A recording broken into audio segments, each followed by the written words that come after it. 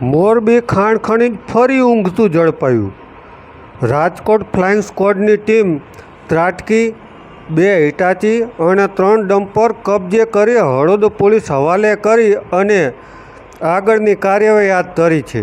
આ બનાવની જાણવા મળતી વિગતો મુજબ હળવદના ચાળદ્રા પાસે બ્રાહ્મણી નદીમાં રેતીની હેરાફેરી દરમિયાન રાજકોટ ફ્લાઇંગ સ્ક્વોડની ટીમ ત્રાટકી હતી.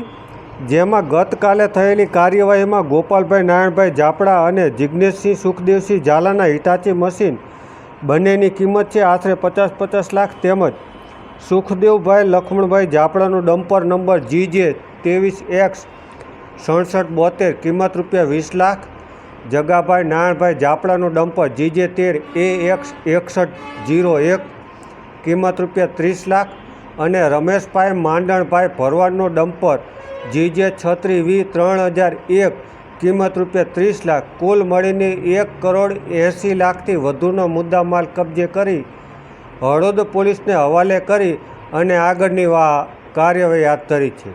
તો સાથે જ હજી થોડા સમય પહેલાં જ સાપકડા ગામની સીમમાં મોરમનું ખનન કરતા હતા અને તે દરમિયાન રાજકોટની ફ્લાઇંગ સ્ક્વોડ ત્રાટકી હતી અને ત્યાંથી પણ હિટાચી અને ડમ્પર કબજે કર્યા હતા અને લાખોનો દંડ ફટકાર્યો હતો.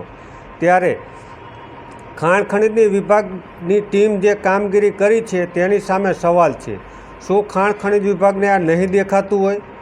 શું તેમની મીઠી નજરથી ખનન થાય છે કે ખરેખર ખાણ ખનીજ વિભાગને ખબર જ નથી કે શું?